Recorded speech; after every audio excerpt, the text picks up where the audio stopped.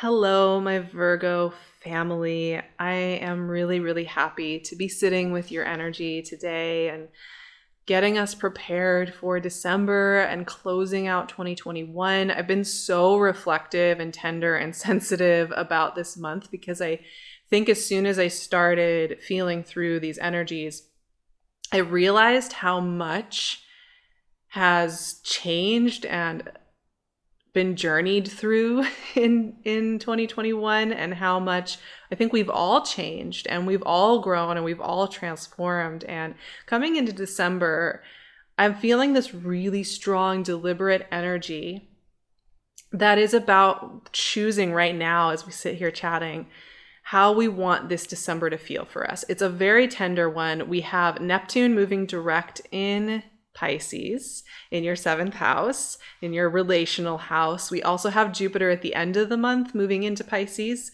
and that's going to be beautiful for Virgos. It's going to deepen relationships, get you in flow with relationships, and really expand all of that. It's going to be Jupiter and Pisces with you all in the coming months is going to be such a beautiful transit. We also have the final eclipse of eclipse season. It's a new moon total solar eclipse in Sagittarius on the 4th.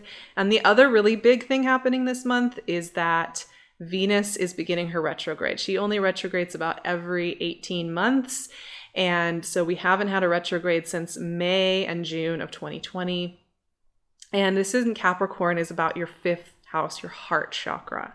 So we have a lot of energy getting lit up in your 7th house of relationships and in your 5th house of your heart, especially as the sun moves into Capricorn, Mercury moves into Capricorn, and then Venus begins her retrograde. And yes, Venus retrograde for me is a very reflective transit. It's one that can be extremely healing, very honest.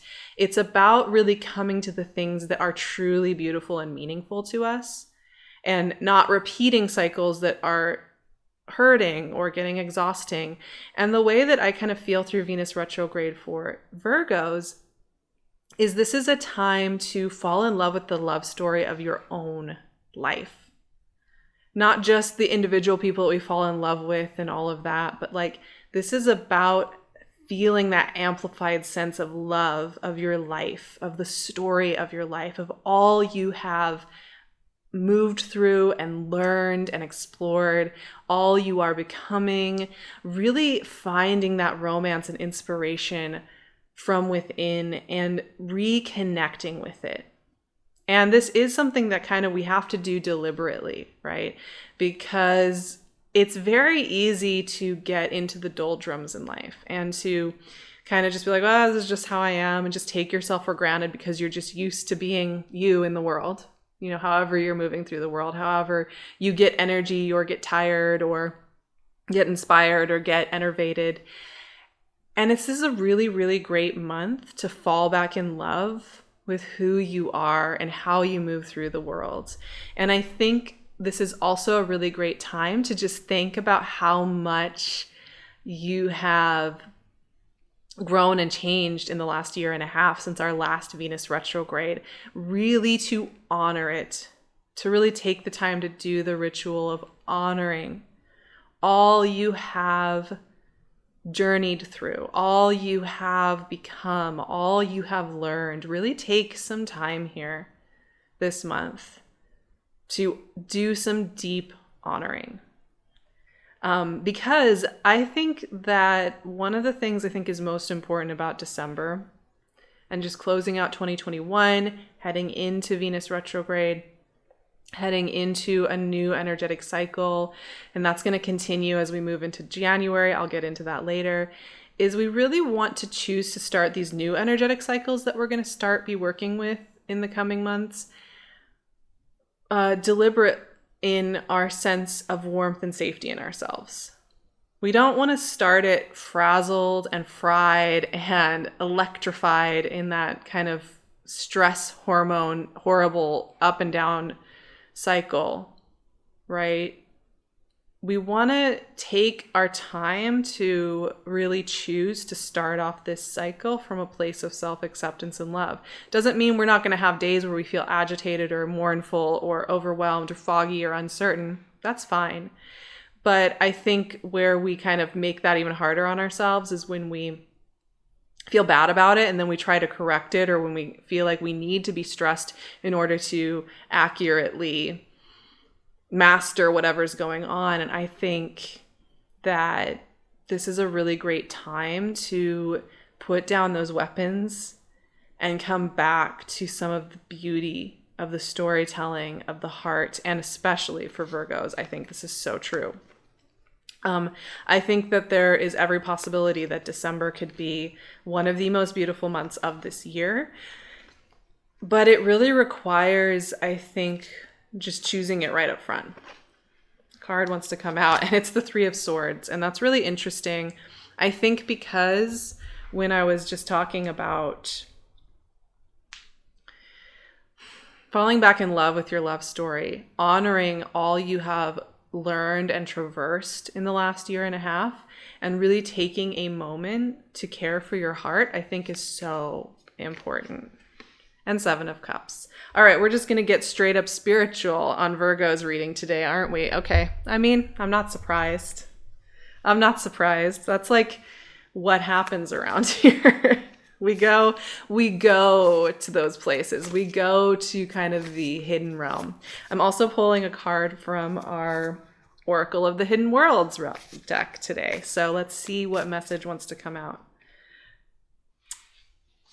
Also, once again, on theme, Relics of Lemuria. This is a really beautiful Oracle deck full of very otherworldly, hidden world kind of imagery. So yeah, this is a very soulful, spiritual month for Virgos, I think. And one that reconnects you to parts of yourself that maybe you felt you've had to put on a shelf or kind of put to the side while you took care of business, while you made it through the challenges, and while you did all of that. There's a remembering, a reminder of who you are, how you want to move through the world. What do you want that to look like? And I think in the remembrance, it's also the remembrance of all that our physical body's been through, all that our soul has been through in learning about love and grief and confusion and forgetting.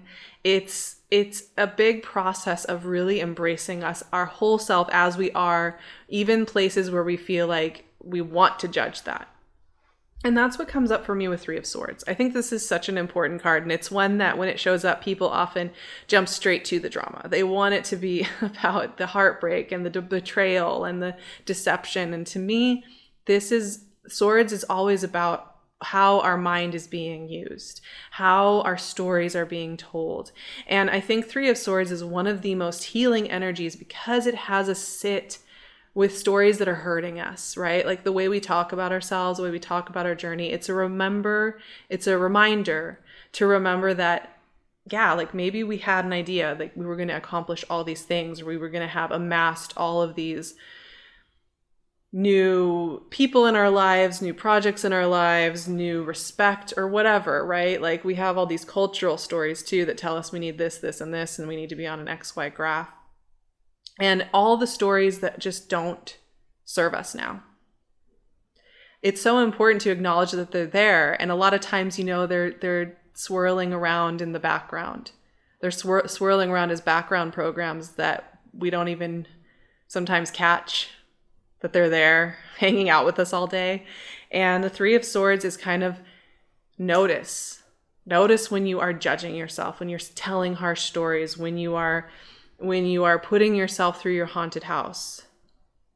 That's okay. But this is also a time of grace and healing where it's important to acknowledge those stories. Yes, they're there. Yes, they've happened. Also, it's okay to put down those weapons against our own heart.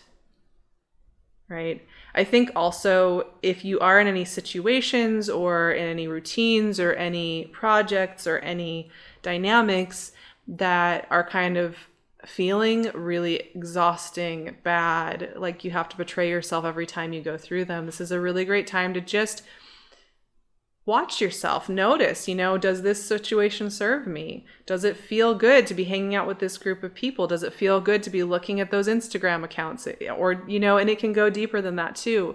If you're having interpersonal relationships that feel off, this is a really great time to also just look at that. I'm not saying that's necessarily what's happening, but it might be. We're all different. We're all on different journeys. Now, we also have the Seven of Cups, which is such a different feel to the Three of Swords, which is so much about the way we tell our stories and where we feel we have to repeat and repeat and repeat the same stories. The Seven of Cups is kind of about tapping into the expansiveness, the dreaminess, the otherworldliness. What cups do we want to pick up? Do we want to pick up the poison cup again? Or do we want to pick up the cup of nourishment? That is really what Seven of Cups is all about. It makes me think about, we're starting this Venus retrograde. And then at the end of the month, as we close out 2021, Jupiter moves into Pisces. And we're starting to work with Pisces energy a little bit more coming up. Pisces energy asks us to go to those places and really commune with ourselves and ask which cups we want to be picking up in this life. So for me, Three of Swords and Seven of Cups are very much about asking, do we want to keep stabbing that sword in our heart? Do we want to keep picking up that cup that doesn't feel right for us?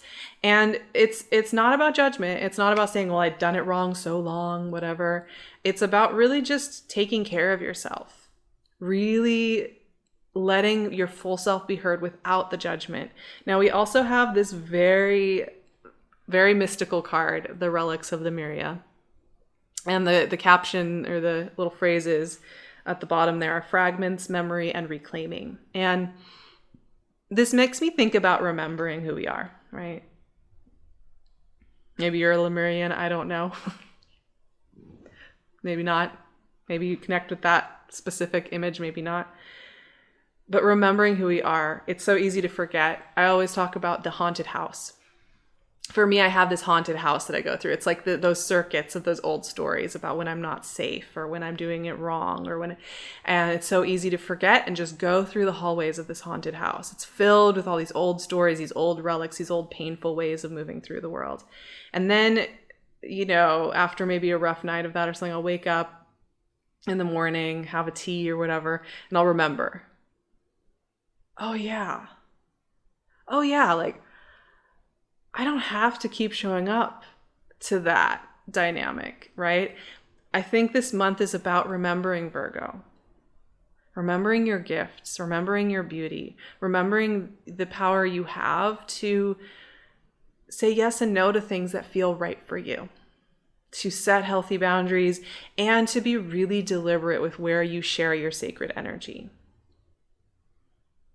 And that practice of remembering is one of the best feelings in the world.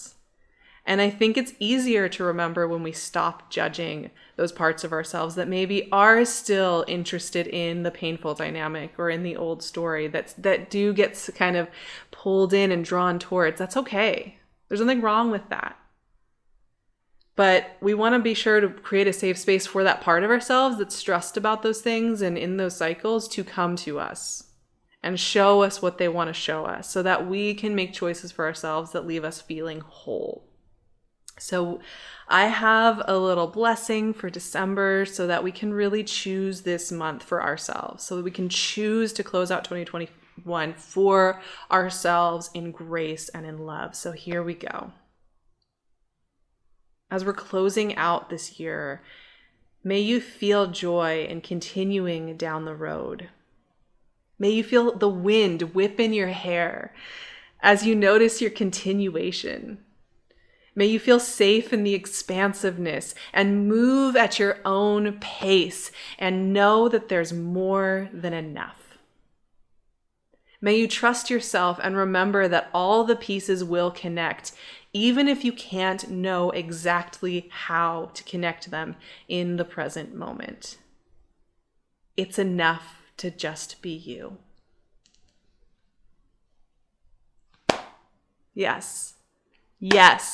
That is what I am talking about. That is what this whole journey is about. It's no more about amassing approval. It's no more about forcing performances and exploration, expositions. It's no more about needing to like force ourselves to be all these things. Just forget all of that. Remember the adventure. Remember the feel of the wind whipping through your hair as you go on this wild, curious ride, and see where your soul is leading you. And that's it. That's it for December. I'm going to be offering so much extra support when it comes to Venus retrograde, Jupiter in Pisces.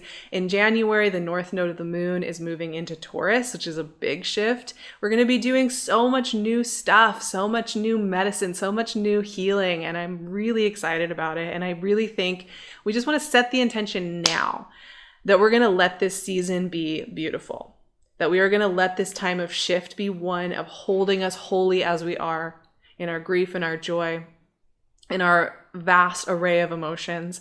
And you can find me on Instagram, on my website, and on Patreon. Like I mentioned, I'll leave all my links below so you know where to find me. I'd love to see you in all those places, my friends.